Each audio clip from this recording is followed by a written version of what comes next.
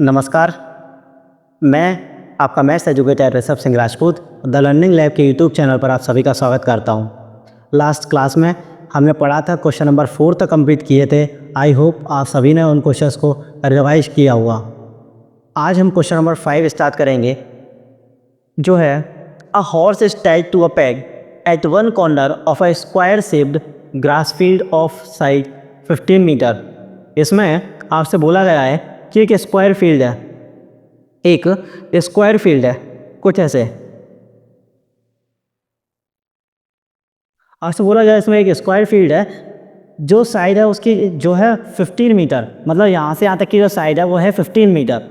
और बोला गया horse is tied to a peg, एक हॉर्स जो है उसे टाई किया गया, मतलब बांधा गया है टू अ पैग। पैग का मतलब होता है खूंटा।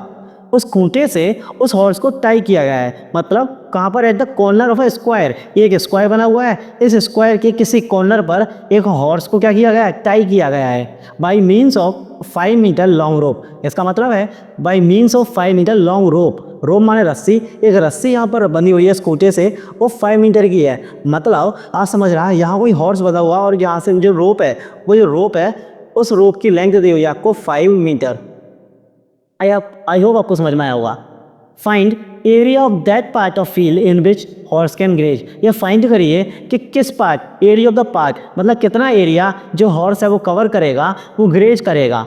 तो आप समझेंगे यहाँ पर हॉर्स बना हुआ है, अगर ये हॉर्स यहाँ बना हुआ है दैट मीन्स आप समझ रहे हैं फिक्स पॉइंट हो गया। यहाँ से यहाँ तक भी ये खा सकता है, ग्रेज कर सकता है, इस एरिया को भी ये ग्रेज कर सकता है। और कहाँ तक ग्रेज करेगा, जहाँ तक ये जो लेंथ है वो मैक्सिमम होगी, ये रोप की लेंथ मैक्सिमम होगी, मतलब यहाँ ये एरिया तक। तो ये एरिया तक ये क्या कर सकता है, खा सकता है, ग्रेज कर सकता है। लेकिन आप समझिए कि क्या ये इस स्क्वायर बाउंड्री के आगे भी जा सकता है, ये स्क्वायर बाउंड्री को क्रॉस कर सकता है? नहीं, ये तो स्क्वायर बाउंड्री है, तो इसको बाहर तो नहीं जा सकता। आज समझना है फिक्स पॉइंट हुआ, और फिक्स पॉइंट तक यहाँ तक ये सर्कल का पार्ट नहीं बना, एक सर्कल का पार्ट, एक सर्कल का ही तो पार्ट बनता है। तो ये हो गया आर्क, यहाँ से यहाँ तक ये हुआ आर्क। और देखिए ये fix point, fix point centre, centre से आर्क तक अगर मैं जोड़ूँ, अगर मैं देखूँ तो ये रेडियस होता है, यहाँ से यहाँ तक ये भी क्या हो गया, रेडियस हो गया, ये हुआ आर्क। और अब आप लोग बताइए कि दो रेडियस है, एक आर्क है, दो रेडियस हैं और एक आर्क है, इनके बीच में बनने वाले एरिया को हम क्या बोलते हैं, इसी को हम बोलते हैं सेक्टर।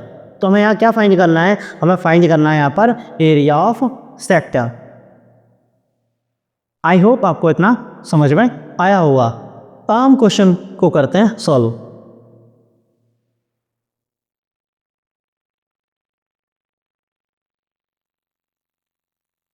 नोट करेंगे क्वेश्चन नंबर 5, यहाँ फर्स्ट पॉइंट है, क्वेश्चन नंबर 5 में फर्स्ट, वो भी करते हैं सॉल्व।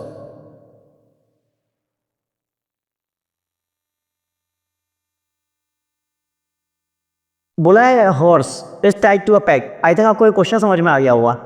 तो फ्रॉम द फिगर, अभी जो फिगर है उसे हम क्या ऑब्जर्व कर सकते हैं, ऑब्जर्व कर सकते हैं from the figure, from the figure it can be observe, it can be observe, ये ऑब्जर्व किया जा सकता है, it can be observe that a horse, कि जो हॉर्स है, that a horse can graze, कि वो ग्रेज कर सकता है, area of sector, area of sector, area of sector of angle 90 degree, of angle 90 degree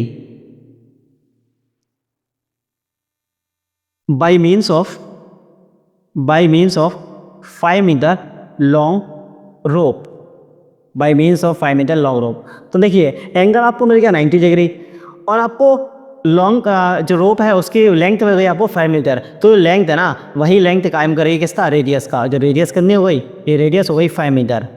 लेकिन आप लोग मुझे ये बताइए कि मैंने ये 90 डिग्री एंगल कहाँ से लिखा, मैंने ये 90 डिग्री एंगल कहाँ से लिखा।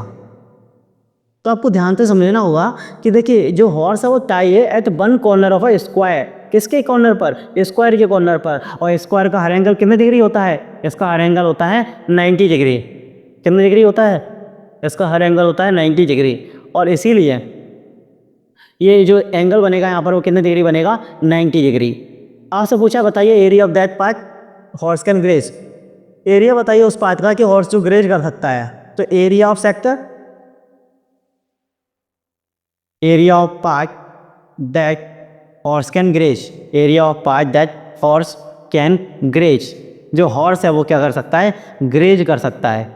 ये क्या होगा, ये होगा pi r square theta upon 360 degree. जहाँ आपको दिया गया है कि पाई की वैल्यू में पुट करनी है, ये होगी 3.14 multiply R, R for radius, और रेडियस यहाँ पर जो काम है वो है 5 मीटर। रेडियस की वैल्यू जो दी है वो दिया 5 metre, multiply theta 90 degree upon 360 degree. मैं हमेशा कहता हूँ वीडियो को पॉज करो और कैलकुलेशन खुद करो। इसका जो आंसर आएगा वो आंसर मैं आपको बताता हूँ। इसका जो आंसर आएगा वो आएगा 19.625 मीटर स्क्वायर। आई होप यहाँ तक कंप्लीट हुआ, आपको समझ में आया। इसमें सेकंड पॉइंट भी है, और सेकंड पॉइंट है, बताइए the increase in the grazing area if the rope were 10 metre long instead of 5 metre. आप समझेंगे, देखिए अब वो क्या कह रहा है, सेकंड पॉइंट में बोला है कि जो रोप की लेंथ है वो पहले 5 मीटर थी, लेकिन वो कह रहा अगर वो 10 मीटर लॉन्ग होती, इंस्टेड मतलब बदले में 5 मीटर के बदले वो कितनी होती, 10 मीटर, तो जो रेडियस बनती नाउ या when rope were 10 metre, 10 metre, तब जब रोप 10 मीटर है तब area that can be grazed, area that can be graze, जो ग्रेज किया जा सकता है हॉर्स के द्वारा, वो कितना आएगा बाई हॉर्स, वो कितना आएगा, वो भी एरिया ऑफ सेक्टर। तो कैसे निकलेगा, pi r square theta upon 360 degree. तो पाई की वैल्यू दी हुई है 3.14, रेडियस इस बार कितनी हुई, 5 नहीं हुई, अब होगी 10, तो 10 multiply 10 multiply theta, theta same आएगा 90 डिग्री अपॉन 360 डिग्री। इस पर आप सॉल्व करेंगे, सॉल्व तो खुद करना है, तो जब सॉल्व करेंगे तो इसका आंसर आएगा 78.5 मीटर स्क्वायर, 78.5 मीटर स्क्वायर। समझिए, आपसे पूछा था increase in the grazing area, grazing area में कितना इंक्रीज हुआ, इंक्रीज माने कितना बड़ा ग्रेजिंग एरिया, कब, जब जो रोप थी उसकी लेंथ 10 मीटर हो गई, पहले 5 मीटर थी, अब कितनी हो गई 10 मीटर। तो हम देखेंगे जब 5 मीटर रोप थी तो समझना तब हमारा जो एरिया निकल करके आया था वो आया था 19.625, लेकिन जब हमारी रोप की लेंथ 10 मीटर हो गई तो हमारा एरिया ऑफ सेक्टर आ रहा है 78.5 मीटर स्क्वायर। तो कितना इंक्रीज हुआ, इंक्रीज कितना हुआ, increase in area,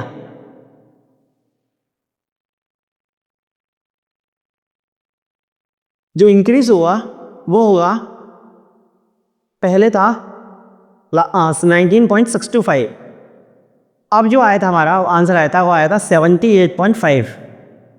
I think ये करेक्ट है, हाँ 78.5। माइनस करेंगे कितना इंक्रीज हुआ है, क्योंकि ये अभी का एरिया है कब, जब रोप की लेंथ कितनी हुई 10 मीटर, और ये पहले का एरिया है जब रोप की लेंथ कितनी थी 5 मीटर थी। अब माइनस करेंगे, माइनस करके इसका जो आंसर आएगा वो आंसर कितना आएगा, इतना तो आप लोग कैलकुलेट कर ही सकते हैं। तो ये आपको कैलकुलेट करना है, और इसका यहाँ आंसर आएगा 58.875 मीटर स्क्वायर, 58.875 मीटर स्क्वायर।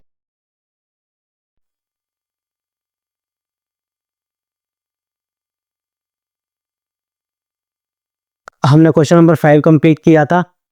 इस क्वेश्चन को हम डायरेक्ट भी सॉल्व कर सकते थे। देखिए मैं बताता हूं आपको, यहां पर जो एंगल बनना था हमारा, वो एंगल बनना था 90 डिग्री। और अगर किसी सर्कल का कोई पार्ट है वहां अगर 90 डिग्री बनना है, दैट मीन्स कि वो एक क्वाड्रेंट बना।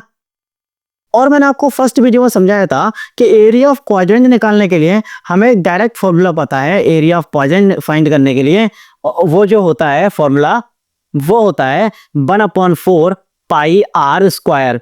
देखिए 1/4 इंटू पाई की वैल्यू 3.14 मल्टीप्लाई आर हमें पता है कितना था 5 मल्टीप्लाई 5, क्योंकि 5 मीटर लॉन्ग रोप थी। तो आप देखेंगे ऐसे जब सॉल्व करेंगे तब भी आपको सेम ही आंसर मिलेगा। तो आप इस फॉर्मूले का यूज करते हुए भी आंसर अपना फाइंड कर सकते थे।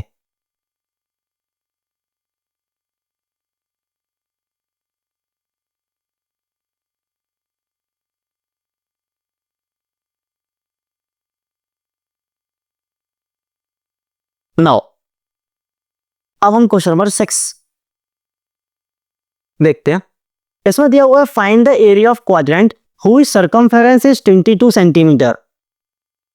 आप फाइंड करिए quadrant of circle, area find करना है आपको क्वाड्रेंट ऑफ सर्कल का, हुई सर्कमफेरेंस इज, आपको उसकी सर्कमफेरेंस दी गई है 22 मीटर।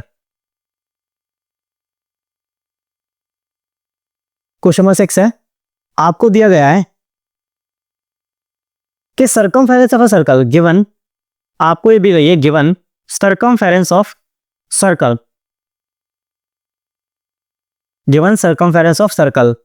और सर्कमफेरेंस ऑफ सर्कल क्या होती है, यहां आपको दी गई है 22 सेंटीमीटर, ये आपको दी गई है 22 सेंटीमीटर। लेकिन हमें तो सर्कमफेरेंस फाइंड करना आता है ना, और जो चीज हमें फाइंड करना आता है और क्वेश्चन में पूछा गया है या क्वेश्चन में गिवन है, तो इसमें हमें क्या करना है, शक, क्योंकि कोई भी चीज फ्री में नहीं मिलती।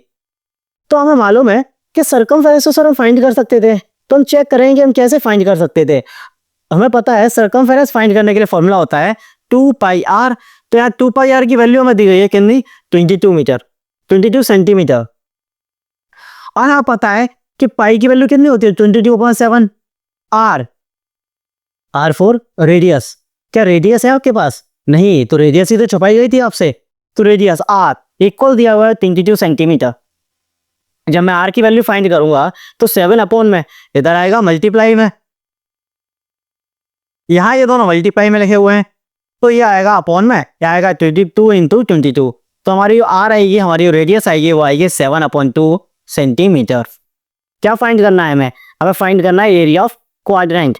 और हमें डायरेक्ट फॉर्मूला भी पता है, हमें लास्ट क्वेश्चन में मैंने देखा है कि एरिया ऑफ क्वाड्रेंट तो सर हम डायरेक्ट भी फाइंड कर सकते हैं। एरिया ऑफ क्वाड्रेंट फॉर्मूला होता है, ये होता है 1/4 पाई आर स्क्वायर। तो 1/4 पाई की वैल्यू पता है कितनी होती है, 22/7।